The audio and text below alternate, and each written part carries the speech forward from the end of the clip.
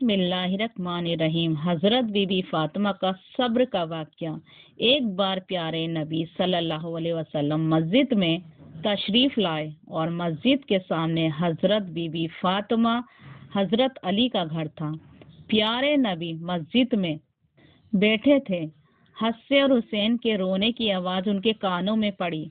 हजरत प्यारे नबी बहुत परेशान हो गए। हसन और हुसैन क्यों रो रहे हैं? नबी वहां से उठे और बीबी फातिमा के दरवाजे के पास तशरीफ ले आए। दरवाजा खटखटाकर आवाज दी, बेटी फातिमा दरवाजा खोलो।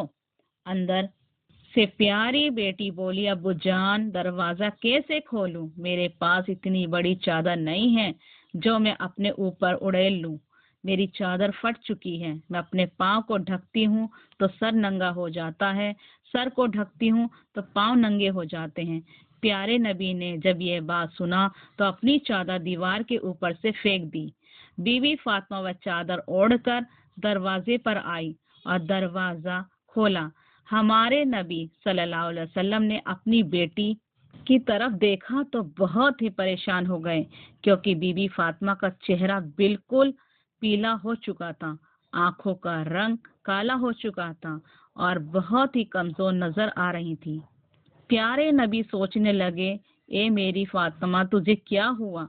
बीवी फातिमा फरमाने लगी, ए अब्बू जान आप आज मुझे माफ कर देना। आज आपकी बेटी आपके दरवाजे पर इस्तकबाल के लिए दरवाजे पर ना आ सकी।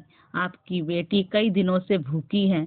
भूखी होने की वजह से इतनी कमजोरी हो गई है कि चरपाई से उठा भी नहीं जा रहा है। मेरे शोहर हजरत अली शोहे खुदा इस्लाम की तब्दील के लिए अल्लाह तबारक ताला की किताब को मुख्तलिफ इलाकों में पहुंचाने के लिए गए हैं और घर में कुछ भी नहीं है खाने को। यहाँ कहकर बीबी फातिमा रोने लगी और कहने लगी, अब्बू जान हुक्म करें। आप प्यारे नबी अपनी बेटी की बात सुनकर रोने लगे और कहने लगे कि मैं मस्जिद में था। हसन और हुसैन की रोने की आवाज बहुत तेज आ रही थी, मेरे कानों में पड़ी। मैं परेशान होकर आया हूँ। हसन हुसैन क्यों रो रहे थे? बेटी बोली, ए अब्बा जान रोए नहीं तो क्या करें? हसन हुसैन 2 दिन से भूखे हैं।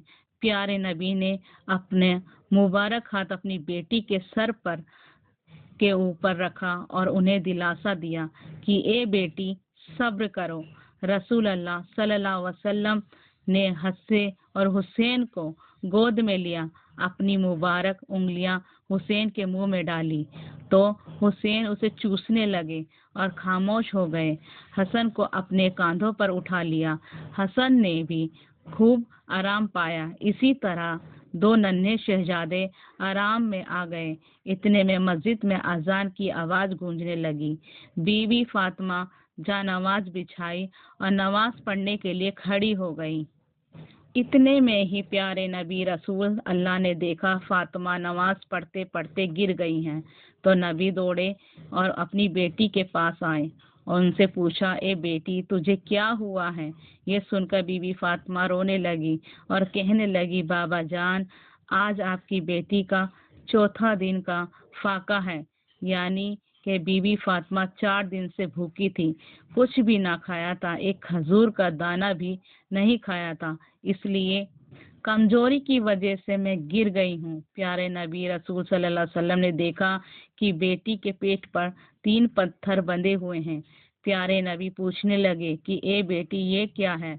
बीबी फातिमा कहने लगी, ए अब्बू जान जब पहले दिन में भूखी थी, कुछ भी खाने को ना था, तो मैंने एक पत्थर को अपने पेट पर बांधा और जब दूसरे दिन भी खाने को कुछ ना था तो मैंने दूसरा पत्थर को भी अपने पेट में बांध लिया और जब तीसरे दिन भी खाने को नहीं था तो मैंने तीसरा पत्थर भी अपने पेट पे बांध लिया और आज आपकी बेटी का 4था दिन का फाका है।